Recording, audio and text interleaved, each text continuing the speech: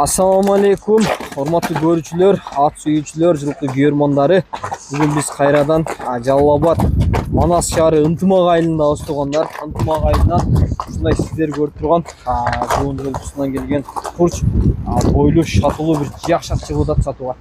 Азыр булардын маалыматын эсине кыска нуска алып берейин, толук маалыматын YouTube каналыбызга тартып тургандар.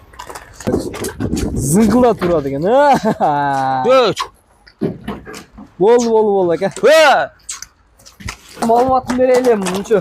Машалла жаныбар. Маалымат угам 5 жашы. Жаш боюнча 5 жаш, а? Ооба. Биз дагы ошо алганда кайра тактап, телефон алып тактап, ада пыштысына келген экен, Полшадан келген экен. Анан Полшада алганмын дейт. Анан ушу 1000 албадым дейт. Өзүм Россияда туруп алганмын дейт.